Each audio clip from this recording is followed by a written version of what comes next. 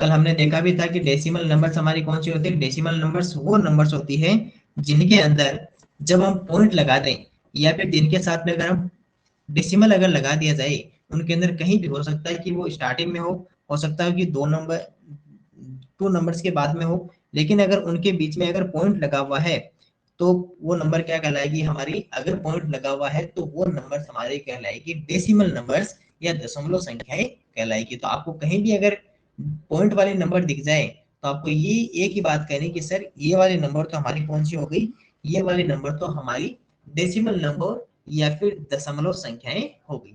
और आज हम इन्हीं नंबर्स का क्या सीखेंगे सर, एलसीएम, और इन्हीं नंबर का सीखेंगे एचसीएफ। देखो हमने कौन कौन सी सीख ली, एक तो वो नंबर जो अपने पास में नॉर्मल नंबर होती है उसका हमने एलसीएम एंड एचसीएफ सीख लिया। उसके बाद में हमने फ्रैक्शन नंबर्स का एलसीएम एंड एचसीएफ सीखा था। और आज जो हम सीखने जा रहे हैं वो हम सीखेंगे, आज जो हम सीखने जा रहे हैं वो हम सीखेंगे डेसिमल नंबर्स का एलसीएम एंड एचसीएफ। ठीक है, तो चलिए फिर डेसिमल नंबर का एलसीएम एंड एचसीएफ सोल्व करते हैं और सीखते हैं कि डेसिमल नंबर का एलसीएम और एचसीएफ कैसे फाइंड आउट करते हैं। सबसे पहले आपको क्या करना होगा, ये कुछ एग्जाम्पल से डिस्कस करते हैं और एग्जाम्पल से सीखते हुए क्या करते हैं हम आगे की ओर बढ़ते हैं। तो जब आपको एलसीएम और एचसीएफ अगर पता करना हो डेसिमल नंबर का, तो डेसिमल नंबर का ये रहा एलसीएम एंड एचसीएफ। ठीक है, तो दशमलव संख्याओं का लेसर एंड मसर। आपके सामने एक एग्जाम्पल लिखते हैं। सर, यस सर, जो मेन है सर, आप उस पर अंडरलाइन करवा दे रहे हैं।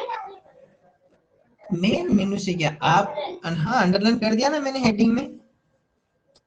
देखो ये हेडिंग में अंडरलाइन नहीं किया, मैं समझा रहा हूं कि आज हम क्या सीखने वाले हैं उसके बारे में बताया। ठीक है मैंने, ओके अंशिका, चलिए ओके सर, हाँ ओके। आप फिर भी अगर आपके बाद में कोई डाउट रहे तो उसके बाद में आप अपना हैंड रेज रखना, और जब मैं उसके बाद में जब देखूंगा तो आपसे मैं डिस्कस कर लूंगा आपका क्या डाउट रहा था। ठीक है अर्णव, अभी आपका नेटवर्क, अब देखना बहुत ध्यान से। चलिए एक एग्जांपल से सीखते हैं और उसी एग्जांपल का हम पहले एचसीएफ फाइंड आउट करेंगे, एलसीएम और एचसीएफ फाइंड आउट करते हैं। सबसे पहले आपके पास में टू नंबर्स यहाँ से लिखे हुए हैं। नंबर्स कौन कौन से हैं, नंबर्स आपके सामने लिखे हुए हैं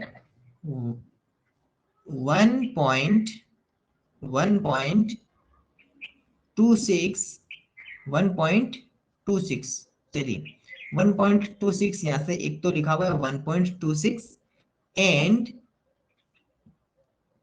2.42, ये दोनों आपके पास में नंबर्स लिखे हुए हैं। तो एक नंबर आपके पास में क्या लिखा हुआ है 1.26, एक लिखा हुआ है 2.46, और इनका हमें एलसीएम एंड इन्हीं का हमें एचसीएफ पता करना है। यानी कि इन दोनों नंबर का हमें लेस है और इन दोनों नंबर का हमें मैस है पता करना है, इस बात का ध्यान रखना। ठीक है, तो आपके पास में दो नंबर बन गए, एक तो 1.26 लिखा हुआ है, एक लिखा हुआ है 2.42 यानी कि 2.4242, और एक लिखा हुआ है 1.26 लिखा हुआ है। चलिए अब दोनों को सोल्व करते हैं। तो सबसे पहले हम सीखते हैं कि इनका एलसीएम निकालते हैं। तो यहाँ से सबसे पहले इनका एलसीएम फाइंड आउट करते हैं। तो 1.26 एंड 2.42, 1.26 एंड 2.42, और इनका हमें क्या फाइंड आउट करना है, इनका हमें एलसीएम यानी कि इनका हमें लेस से पता करना है। ठीक है, अब समझना, अब समझना इनका हमें एलसीएम कैसे पता करेंगे, इनका हम लेस से कैसे निकालेंगे। देखो सबसे पहले आपके पास में यहाँ पर लगा हुआ है सर डेसिमल या पॉइंट लगा हुआ है, इसमें भी डेसिमल या पॉइंट लगा हुआ है। ठीक है, तो इन दोनों को सबसे पहले तो हमें पॉइंट साइड में करना पड़ेगा। ठीक है, जब 1.26 का अगर पॉइंट आप एक बार के लिए हटा दो तो कितने पे पॉइंट आएगा, आपको क्या सर 126 लिखोगे, और इसमें कितना है सर 2.42 लिखा हुआ है। अब एक बात ध्यान रखना, यहां से एक बात का और ध्यान रखना, क्या लिखोगे सर 1.26 और 2.42, चलिए मैं डेसिमल बड़ा कर देता हूँ ना पॉइंट को, आपके पास में जो ये पॉइंट है ना, ये डेसिमल लगा हुआ है, इस डेसिमल के बाद में जो नंबर्स है ना वो इक्वल होने चाहिए। जैसे इसमें डेसिमल के बाद में कितने नंबर्स थी, आप कितने डिजिट्स है सर, 2 डिजिट्स। जब इधर देखें तो यहाँ पर डेसिमल के बाद में कितने डिजिट्स हैं, 2 डिजिट्स। अब ये इक्वल है तो हमें इसको इक्वल करने की जरूरत नहीं है। लेकिन अगर आपके पास में इस तरह होता, मान लो अगर आपके पास में ऐसे लिखा होता 1.263 और एक लिखा होता 2.4 लिखा होता, अब आपके पास में बताइए ये हमारे पास में क्या है, डेसिमल पॉइंट लिखा हुआ है, इसके बाद में कितने डिजिट्स हैं, 3 डिजिट्स हैं। यहाँ क्या है, यहाँ पर डेसिमल है, इसके बाद में कितने डिजिट्स हैं, ओनली 1 डिजिट्स। क्या इसके बाद में इक्वल है, नहीं सर, इक्वल कैसे हो सकता है, यहाँ केवल आपके पास में 1 डिजिट है, यहाँ पर 3 डिजिट है, इक्वल कैसे करें। अब देखना, हमने लिखा 1.263, यहाँ लिखा 2.4 लिखा। अब इसके पास में कितने और रह गए सर, 2 डिजिट्स और हो गए, तो वहां पर लिख देना आपको 0 लिख देना। अब बताइए इसके पास में कितने डिजिट्स, सर 3 डिजिट्स। इसके पास में कितने डिजिट सर, 3 डिजिट्स। ध्यान रखना बाद में ही लिख सकते हो, क्योंकि बाद में लिखने से कोई आपके पास में इस नंबर में कोई इफेक्ट नहीं रहेगा। लेकिन अगर इधर लिख दोगे तो इफेक्ट रहेगा, क्योंकि इधर तो जगह भी नहीं है, कहाँ लिखोगे। तो इसलिए हमने क्या कर सकते हैं, 0 लगाकर किन्हीं भी डेसिमल नंबर्स को इक्वल कर सकते हैं, ठीक है। जैसे आपके मान लो कि ए से लिखा होता, केवल ये लिखा होता 2, और एक तरफ लिखा होता 3.46 लिखा होता। अब आप इसको कैसे इक्वल करोगे, आपको कहे सर ये तो हमारे पास में 3.46 है। अब देखना आपके पास में कभी भी ऐसा जो नंबर होता है ना, सिंगल नंबर होता है, उसके आगे पॉइंट हमेशा 0 रहता है, ध्यान रखना। आपके पास में अगर मैं 5 लिखूंगा तो ये 5 भी आप ऐसे कर सकते हो, या फिर इसे हम क्या कर सकते हैं सर, इसको 5.0 कह सकते हैं, ठीक है। 5.0 भी दोनों इक्वल है। अगर आपके सामने 25, मैं इसका एडिशन जानती हूँ और सब्ट्रैक्शन भी जानती हूँ। अंशिका अभी हम किस पे बात कर रहे हैं, sir multiplication, LCM and HCF. तो बस वहां पे ध्यान रखिए, है ना। जब डेसिमल पढ़ेंगे तब आपकी ये आपके पास में जो सीखा हुआ है ना, वो डेसिमल में आपके बहुत काम आएगा, ठीक है। ठीक है अंशिका, वो आपके डेसिमल में काम आएगा। ओके अंशिका, चलिए इस बात का ध्यान रखा करो ना थोड़ा सा। आपको आता है, बहुत अच्छी बात है मेरे लिए कि आपको ये बात आती है, तो मुझे डेसिमल में फायदा मिलेगा इस बात का आपको सिखाने में। तो लेकिन अभी जो बता रहा हूँ उसको भी थोड़ा सा ध्यान से सुना करो, क्योंकि अब आप बीच में वो बात बोल दोगे तो ये वाली बात रह जाएगी ना बीच में, इसलिए सुनो। अगर आपके पास में 25 लिखा हुआ है तो इसका मतलब केवल 25 नहीं। सर यस, अगर सर अगर 60, चलिए आपके पास में 25 लिखा हुआ है तो इसका मतलब क्या है, इसका मतलब है सर 25.0, तो दोनों एक ही बात है, इस बात का ध्यान रखना। अब हमारे पास में यहाँ पर लिखा हुआ था 2 और यहाँ पर लिखा हुआ था 3.46, इसका मतलब कि 2 को क्या लिख सकते हो, 2.0 लिख सकते हो ना, तो यहाँ पर हो जाएगा 2.0। लेकिन हमें तो अभी इसको इक्वल करना है, तो यहाँ पर एक 0 और लगा देंगे, ये इस तरह हमारे पास में क्या हो जाएगी, इक्वल। तो आपको मैंने क्या सिखाया कि किसी भी अगर डेसिमल नंबर्स को इक्वल करना हो तो आप किस तरह करोगे, तो उसके पॉइंट के आगे आप डिजिट्स काउंट कर लो, और जितनी डिजिट्स किसी के पास में कम है तो उसके वहां पर क्या लगा दो, उसके आगे 0 लिख दो, और उस तरह आप उनको क्या कर सकते हो, इक्वल कर सकते हो। लेकिन यहाँ पर तो अभी दोनों डिजिट्स इक्वल है, इसके अंदर देखा तो सर यहाँ पे 2 डिजिट्स, इसके पास भी 2 डिजिट्स ही पॉइंट के आगे, तो दोनों इक्वल है, तो हमें किसी को कुछ नहीं करना, बस क्या करना है, इसको 242 लिख देना है। तो हम क्या कर देंगे, एक बार के लिए सबसे पहले हमें पॉइंट को साइड करके और पूरी नंबर्स को इक्वल करके, इक्वल का मतलब देखो इधर कुछ भी लिखा हो जाए, अगर आपके पास में ये होता ना 12.26 और 4.42 होता, तो आप क्या करते हैं, चलिए ये मान लो ये 4.4 होता। अब क्या करते हैं आप कहते हैं कि सर इसके पास में डेसिमल के बाद में कितना है, डेसिमल के बाद में 2 डिजिट्स है, इसमें डेसिमल के बाद में कितना है, 1 डिजिट्स है। तो यहाँ पर लिखा 4, देखो डेसिमल के नीचे डेसिमल आएगा, डेसिमल के नीचे डेसिमल आएगा, यहाँ 4। देखो इधर से कितनी डिजिट्स हो उससे कोई फर्क नहीं पड़ेगा, उसका कोई इफेक्ट नहीं रहेगा, हमें केवल इसको इक्वल करना है, ध्यान रखना। हमें केवल डेसिमल के आगे वाले नंबर्स को ही इक्वल करना है, इस तरफ के नंबर्स को हमें कभी भी इक्वल नहीं करना है। ऐसे नहीं यहाँ पर 0 लगा दोगे, और वैसे 0 लगाने से कोई इफेक्ट भी नहीं रहेगा, चाहे 4 का हो चाहे 0.4 का हो, रहना तो 4 है, लेकिन इधर हमें नहीं इक्वल करना है, हमें केवल यहाँ इक्वल करना है, इस बात का ध्यान रखना, ठीक है।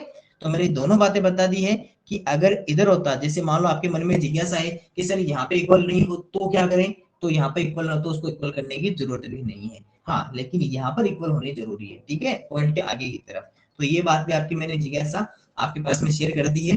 चलिए, अब हमने दोनों नंबर्स यहाँ से बना लिए। इसका कितना बना लिया सर, 126 बना लिया, यहाँ पर 242 बना लिया।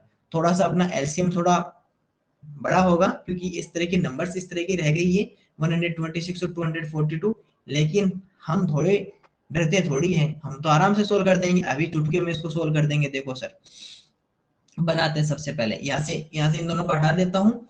अब इन दोनों का यहाँ से एलसीएम निकालना सोल्व करते हैं। थोड़ा बड़ा सीख लेंगे तो छोटे वाले तो आसानी से हो जाएंगी। ये लिखा सर 126, ये लिखा 242, और अब इनका निकालते हैं एलसीएम। हाँ, थोड़ा बड़ा जरूर होगा लेकिन कोई बात नहीं, आप सीख जाओगे। ठीक है, सबसे पहले देखना 2 का डिवाइड हो रहा है तो कटेगा। अरे रुकिए रुकिए रुकिए अंशिका, रुकिए, थोड़ा शांत रहिए। मैंने बोला ना आपको बोलना है, लेकिन माइक ऑन नहीं करके बोलना है, ठीक है। बोलना मेरे साथ है, माइक ऑन नहीं करके। इसके क्या होगा कि सभी बच्चे फिर बोलेंगे तो डिस्टरबेंस बहुत ज्यादा हो जाएगा, ठीक है। आप मेरे साथ साथ बोलते जाइए या अपने नोटबुक में सोल्व करते जाइए, और जल्दी कर सकते हो जल्दी कर लीजिए, लेकिन आपको माइक म्यूट रखना है जब तक कहा नहीं जाए।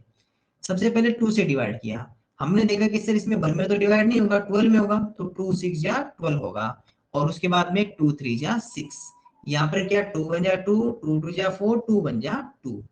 अब हमने देखा कि सर इसमें 2 का डिवाइड नहीं हो रहा, इसमें 2 का डिवाइड नहीं हो रहा, तो क्या 3 का डिवाइड हो रहा है। 3 के डिवाइड के लिए सर दोनों को मल्टीप्लस करो, 6 प्लस 3 हमारे पास में कितना हुआ सर 9, सर 3 का डिवाइड होगा। 1 प्लस 2 प्लस 1, 2 1 3 और 1 4, नहीं सर इसमें तो 3 का डिवाइड नहीं होगा, तो केवल सर 3 का डिवाइड यहाँ हो रहा है। कितना होगा सर 21 टाइम्स, इसमें सर इसमें तो डिवाइड ही नहीं होगा 2 का। चलिएगा 3 का डिवाइड नहीं हुआ, क्या सर 21 में 3 का डिवाइड होगा, 2 प्लस 1 इजिकल टू कितना हो गया 3। हाँ सर अभी भी 3 का डिवाइड हो रहा है, कीजिए। 3 7 दिया 21, 121 में तो हो नहीं रहा है। अब क्या करें सर, क्या 1 to 7 में 7 का डिवाइड हो रहा है, तो 1 to 1 में 7 का रूल क्या बताया था, लास्ट नंबर का छोड़ दो, है ना, लास्ट नंबर, और लास्ट नंबर को सबसे पहले 5 से मल्टीप्लाई करो। कर लिया 5 से मल्टीप्लाई, 7 का डिवाइड था। उसके बाद में जो बच गया हमारे पास में 12, इस 12 में से इस नंबर को माइनस कर दो। कर दिया 12 में से इस नंबर को माइनस, कितना आया हमारे पास में 7, और फिर इसमें डिवाइड करो। ये रूल ऑफ 7 है आपको। सर आपने गलत लिखा है, प्लस आता। सर 11 से भी स्क्वायर हो सकता है। हाँ रुकिए रुकिए 1 मिनट। अब मेरी दूसरी बात सुनिए, मान लो कि आपको 7 का रूल नहीं पता, तो आपको क्या करना है, सीधा 121 में 7 का डिवाइड करके देख लेना है। 7 1 जा 7, कितना रहेगा सर 5 1, ये तो नहीं हो रहा डिवाइड, 51 में तो डिवाइड नहीं होगा। चलिए छोड़िए, फिर इसमें केवल इसमें कर दीजिए, 7 1 जा 7, 121 में नहीं हो रहा। अब 121 में किसका होगा चेक करते हैं, सर 11 का हो सकता है क्या, एक बार देखिए 121 में 11 का डिवाइड कर लीजिए, ठीक है। 1 11 1 जा 11, माइनस 1 11, 11 1 जा 11। हाँ सर, और आपको देखो दूसरी बात, मैंने स्क्वायर आपको याद करवाए थे ना, तो 11 का स्क्वायर क्या होता है 121 होता है ना, और 11 का स्क्वायर का मींस क्या होता है 11 मल्टीप्लाई 11, यानी कि 121। इसका मतलब क्या हो गया कि सर 11 की टेबल अगर 11 टाइम्स बोलेंगे तो कितना आएगा सर 121, जो हमारे यहाँ पर काम आएगा, ठीक है ना। ये मैंने अभी तो इस तरह बताया था कि आपको स्क्वायर नहीं पता हो, लेकिन इसीलिए आपको स्क्वायर लर्न करवाए जा रहे हैं कि आप कुछ नंबर ऐसी होगी जो उनका स्क्वायर होगा, और उनका देखते पता चल जाएगा हाँ सर 120 में तो 11 का स्क्वायर है, यानी कि 11 की टेबल को 11 टाइम्स अगर मल्टीप्लाई करें तो 120 बनाएगा। इसका मतलब कि सर ये 11 आ जाएगा, ठीक है। फिर से 11, ये 1, और यहाँ पर सर ये बना जाएगा, ठीक है। तो ये हमारा कितना हो गया, इस तरह हमारा ये एलसीएम फाइंड आउट हो गया। तो एलसीएम आप बहुत अच्छी तरह, इतनी बार आपने सोल्व किए, इतने क्वेश्चंस आपने सोल्व किए कि एलसीएम तो आप कभी नहीं भूलोगे, एलसीएम तो आप आसानी से सोल्व कर भी लोगे, ठीक है। अब हम क्या करें, इसका एलसीएम पता करें। जब इसका एलसीएम पता करेंगे तो सारे नंबर्स क्या करेंगे, ये जो आपके पास में नंबर्स लिखे हुए इन सभी नंबर्स को आपस में क्या करेंगे सर, मल्टीप्लाई करेंगे। कितना लिखा हुआ है 2 मल्टीप्लाई 3 मल्टीप्लाई 3 मल्टीप्लाई, देखो 2 3 3, फिर 7 और 2 टाइम्स 11, 7 मल्टीप्लाई 11 मल्टीप्लाई 11। अब मल्टीप्लाई करते हैं, 2 3 जा 6, और 6 3 जा कितना हो गया 18, एक तो ये लिख लिया। मल्टीप्लाई 7 लिख दें, और ये 11 मल्टीप्लाई 11 अभी भी से क्या है सर 121 होता है। 11 मल्टीप्लाई 11 क्यों सर? 11 मल्टीप्लाई 11 टू टाइम्स है, यानी कि 11 का स्क्वायर हो गया, और जो 11 का स्क्वायर कितना होता है सर 121 होता है। अब इनको मल्टीप्लाई कर लें, 18 से मुझे कितना होता है 112 126 होता है, सॉरी 126 होता है, ठीक है।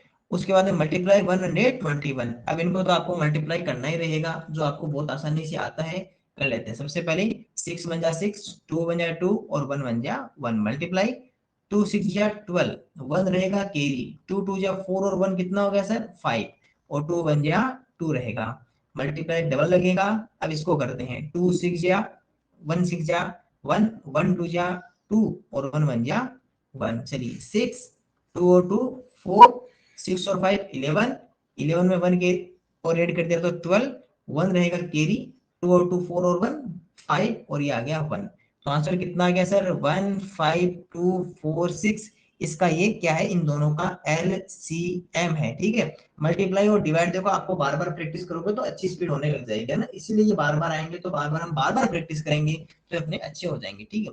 अब देखना आपको कि सर क्या 15,246 15,246 इसका आंसर हो गया? नहीं, ये आंसर नहीं है इसका, है ना। और आपको ऑप्शन नंबर ए में यही दिखाई देगा, और आप इस पे टिक मत कर देना, ठीक है ना।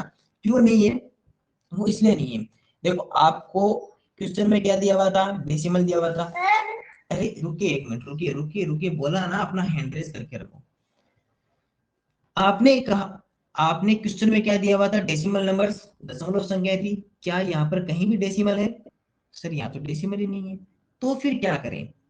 अब काउंट कीजिए, डेसिमल के बाद में कितने नंबर थे सर 2, इसके पास भी कितने थे 2, इसीलिए हम क्या बनाते हैं, सबसे पहले इक्वल करते हैं, डेसिमल के बाद में नंबर्स को क्या करते हैं, सबसे पहले इक्वल करते हैं। इक्वल क्यों करते हैं? ताकि हमें ये पता रहे कि डेसिमल के बाद में सभी के पास में कितने नंबर्स थे। तो आप कहोगे सर यहाँ पर हमारे पास में 2 नंबर थे 1.26 एंड 2.42, 1.26 2.42, और दोनों ही संख्याओं में, दोनों ही नंबर्स में सर डेसिमल के बाद में 2 नंबर्स लिखे हुए थे। इसका मतलब कि सर इधर भी डेसिमल के बाद में कितने नंबर्स होने चाहिए, 2 नंबर्स होने चाहिए। तो काउंट करो लास्ट से 1 2, और यहाँ पे क्या लगा देंगे सर डेसिमल। तो ये हो गया इसका आंसर 152.46 इसका आंसर आएगा।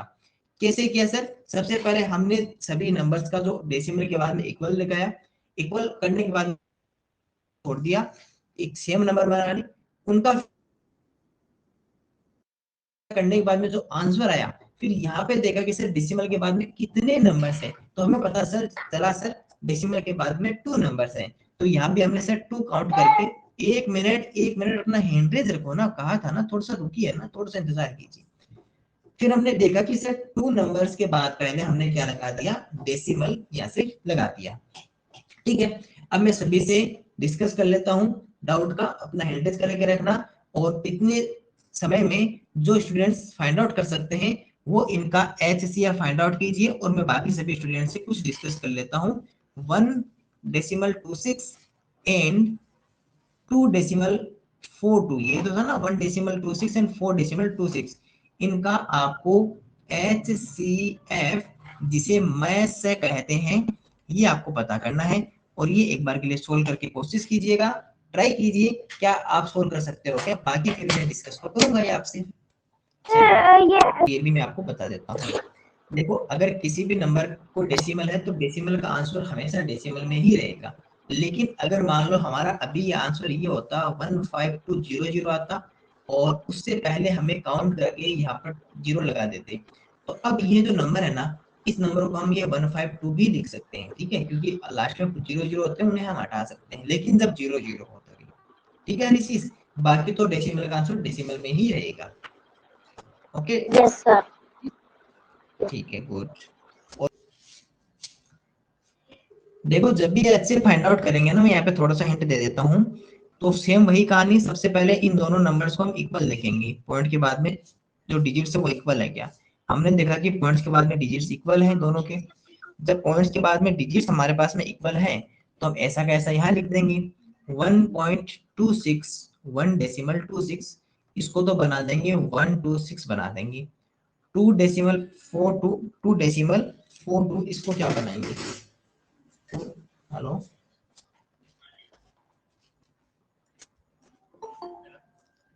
2.46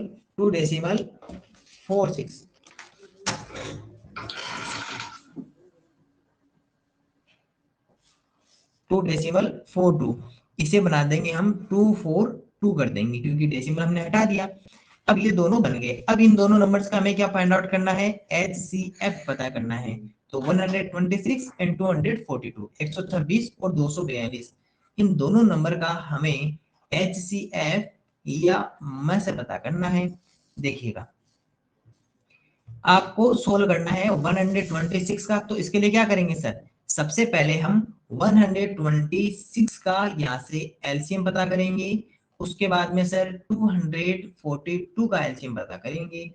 ठीक है, जब 126 का एलसीएम अगर पता कर रहे हो तो सर 2 का जब डिवाइड करेंगे तो 61 आएगा, सॉरी 63 आएगा, 61 नहीं 63 आएगा। और 63 में से 3 का डिवाइड करेंगे, 63 में 3 का डिवाइड करेंगे तो हमारे पास में आएगा 21।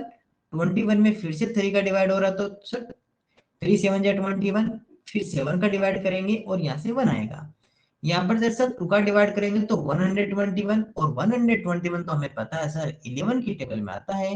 11 टेबल में 11 टाइम्स आता है, क्योंकि 11 मल्टीप्लाई 11 121। फिर से 11 का डिवाइड किया, ये 1 आ गया। अब यहां से देखते हैं सर, यहां से क्या अपने पास में आता है? 126 और ये रहा सर 242।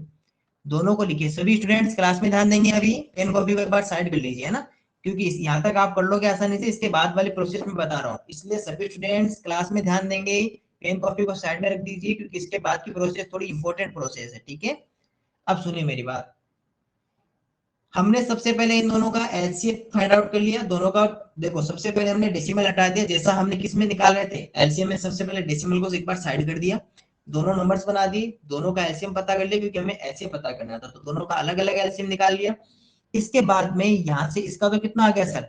2 3 3 और 7, 2 मल्टीप्लाई 3 मल्टीप्लाई 3 मल्टीप्लाई 7 मल्टीप्लाई 1, यहाँ पर 2 11 11 और 1, 2 मल्टीप्लाई 11 मल्टीप्लाई 11 मल्टीप्लाई 1। ठीक है, अब हमें इसका HCF जब पता करना है, जिसे मैथ से कहा जाता है, तो हमें देखना है इसमें कॉमन।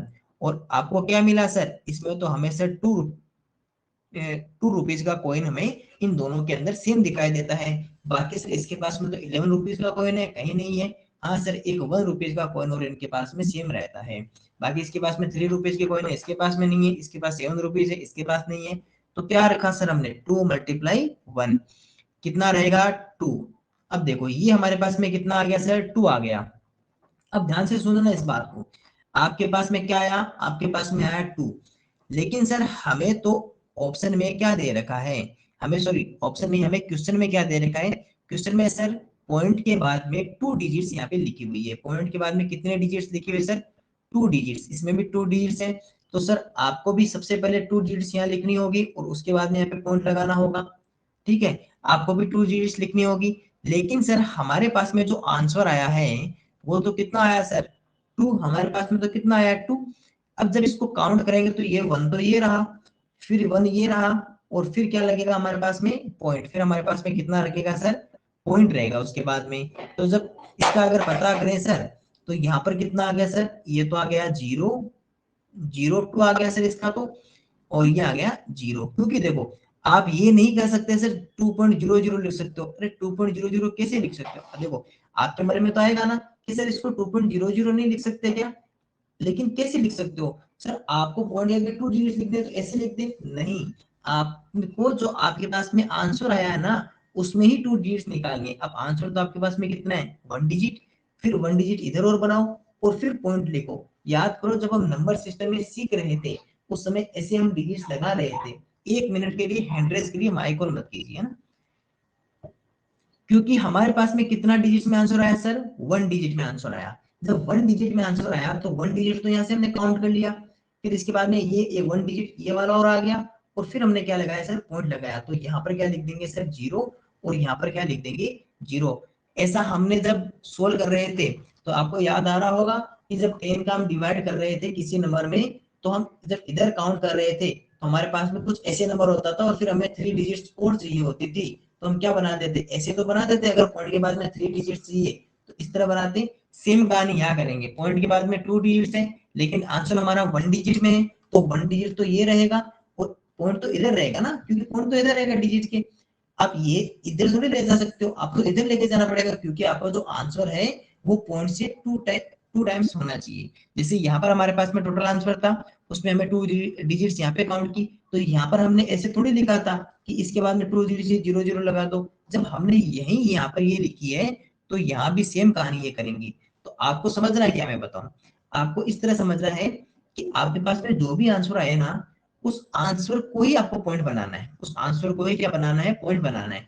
अब मान लो आपके पास में 1 डिजिट में आंसर आ गया और आपसे यहाँ पर 2 डिजिट्स में पॉइंट है, तो क्या करना है आपको, फिर 1 डिजिट का 0 लगाना है।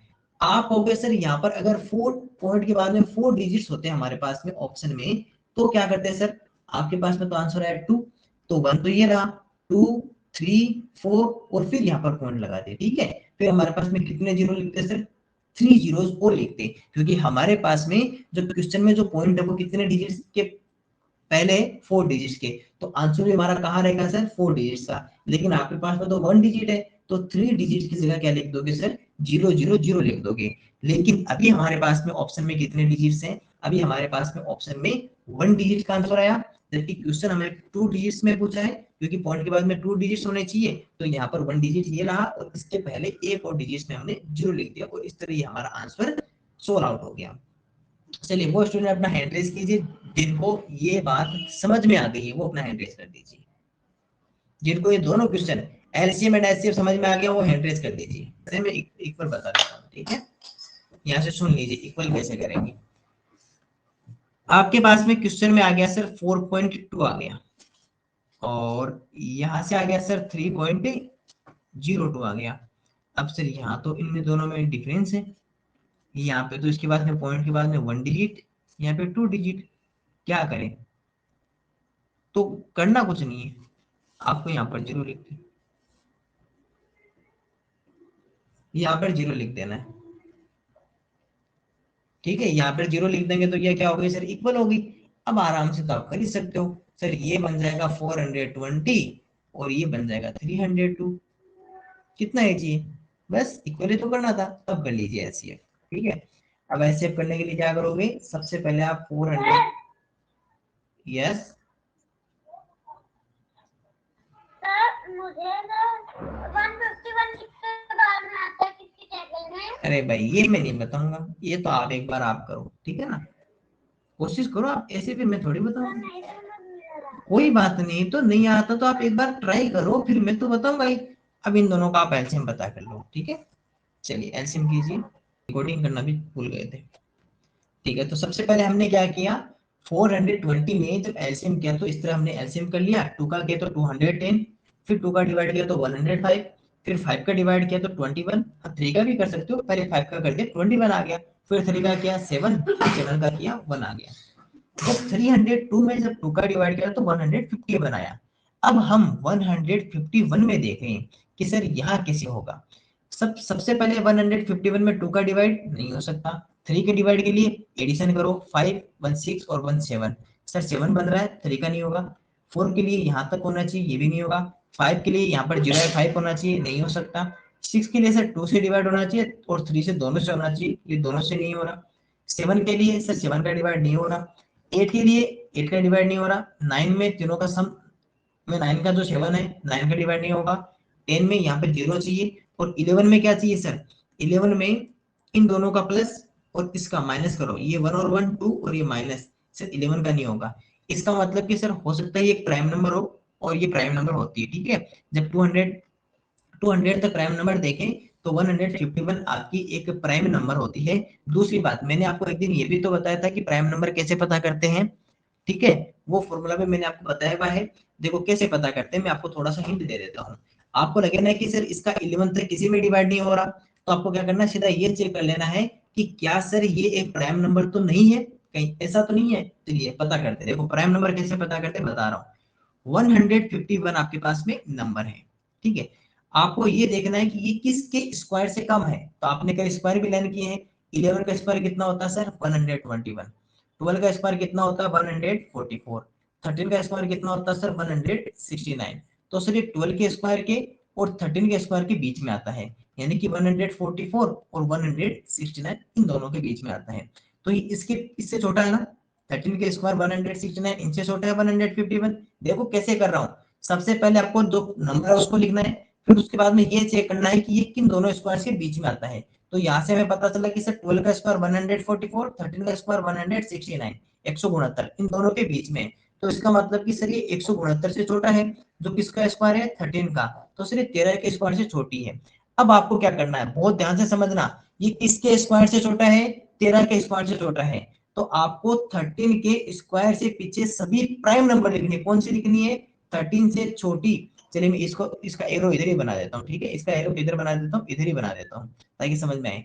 13 से स्मॉलर देन 13, 13 से छोटी सभी आपको प्राइम नंबर लिखनी है, सभी अभाज्य संख्याएं लिखनी है। तो आप क्या कहोगे सर, एक तो होता है सर 2, 3, 5, 7 और 11, ये सभी सर प्राइम नंबर होती है जो 13 से स्मॉलर होती है या 13 से छोटी होती है। अब आपको क्या करना है, इस 151 में केवल इन्हीं नंबर का आपको डिवाइड करके देखना है। सबसे पहले 2 का डिवाइड होता है क्या, आपको सर लास्ट में 0 2 4 6 8 नहीं है तो 2 से नहीं डिवाइड है। 3 का सर 3 के लिए तो एक ही कहानी है, इन तीनों का सम आपका ऐसा होना चाहिए जो सम 7 होता है, जो 3 से डिवाइड नहीं होता है, क्योंकि 3 के डबल में नहीं आता, हटा दो।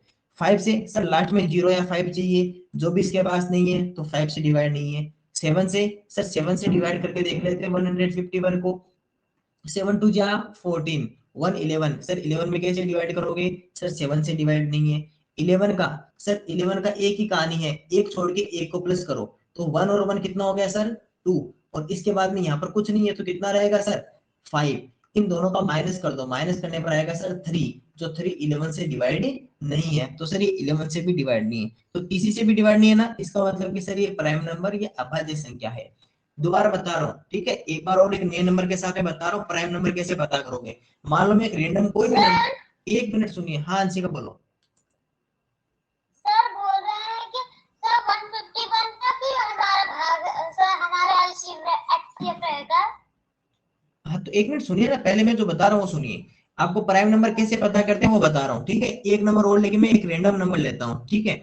चलिए एक रेंडम नंबर मैंने लिखा 173, मुझे नहीं पता ये प्राइम है या नहीं है, लेकिन अभी पता करते हैं। चलिए आप सभी स्टूडेंट पता करके बताइए, अगर प्राइम नंबर है तो वाई लिखिए या यस लिखिए, और नहीं है तो नो लिखिए। देखते हैं कौन कौन स्टूडेंट इसका बता सकता है कि सर ये प्राइम नंबर है या नहीं। चलिए कमेंट बॉक्स में कमेंट कीजिए वाई या एन, यस या नो, प्राइम नंबर है या नहीं। अब देखिएगा, ठीक है, अब सुनो मेरी बात। सबसे पहले डिवाइड करके देखते हैं 173 में, 173 में इन सभी नंबर्स का डिवाइड करके देखते हैं। 2 के लिए रूल क्या होना चाहिए, यहाँ पर 0 2 4 6 8 होना चाहिए, जो नहीं है क्रॉस करो। 3 के लिए इन सभी का सम 7 और 3 10, 10 और 1 कितना हो गया 11, 11 में 3 का डिवाइड नहीं होता, करो इसको क्रॉस। 5 के लिए इस जगह 0 या 5 चाहिए, जो भी नहीं है, तो 5 से भी डिवाइड नहीं है। अब रहा 7 का, तो 7 का डिवाइड करके देख लो। 173 में अगर 7 का डिवाइड करोगे तो 7 1 7, 7 2 14, ये रहा 3, ये बना 33, और 33 में तो सर 33 तो आता ही नहीं है 7 की टेबल में, कैसे रहेगा, तो 7 से भी नहीं होगा। सर 11, 11 के लिए क्या रूल था, एक छोड़ के एक, 3 और 1 कितना हो गया 4, 7 7 के आगे कुछ नहीं तो 7, 7 माइनस 4 करेंगे तो कितना आएगा 3, जिसमें 11 का डिवाइड नहीं जाता, इसको भी हटाओ। 13 में तो 173 में अगर 13 का डिवाइड करोगे तो 13 1 जा 13, कितना रहेगा 443, 13 3 जा कितना होता है सर 39 होता है। इसके बाद में कितना रहेगा सर, इसके बाद में 4 रहेगा, इसके आगे सर अभी 0 तो आया नहीं लास्ट में, तो सर 13 से भी नहीं, इसका मतलब कि किसी से भी नहीं माना, तो सर ये भी एक प्राइम नंबर है। चलिए अब वापस आइए अपने क्वेश्चन पर। तो हमने क्या सीखा कि सर 151 क्या हो गया, एक प्राइम नंबर हो गया। और सर जब प्राइम नंबर हो जाता है तो प्राइम नंबर में तो केवल और केवल सर, प्राइम नंबर होने का मतलब क्या हुआ कि अगर 151 आपका अगर प्राइम नंबर है, 151 अगर आपका प्राइम नंबर है तो इसका मतलब क्या हुआ, इसमें केवल 1 का डिवाइड होगा और केवल 151 का डिवाइड होगा, इसके अलावा किसी का भी इसके अंदर डिवाइड नहीं होगा। तो सर इसमें तो जब होना ही नहीं तो 151 का डिवाइड करो, यहाँ हमने लिखा 1। अब आ गया, आ जाओ फिर वापिस। या बस आप यही बता रहे थे। अब सीख लिया। अब आगे देखिए 302 यहाँ लिखा सर 420 में 1 2 ये लिखा 2 multiply 2 multiply 537 5 multiply 3 multiply 7 sir 302 में 2 मल्टीप्लाई 151 मल्टीप्लाई 1 ये रहा सर मल्टीप्लाई 1 यहाँ से रहा। चलिए इनका हम कॉमन लिखते हैं तो HCF जिसे मत्स्य कहते हैं क्या होगा सर, इसके पास 2 रुपीज का कॉइन है, इसके पास 2 रुपीज का कॉइन है, इसके पास 1 रुपीज है, इसके पास 1 रुपीज है, इसके अलावा कुछ भी इनके पास में कॉमन नहीं है। तो 2 मल्टीप्लाई 1 कितना रहेगा सर, आंसर रहेगा 2।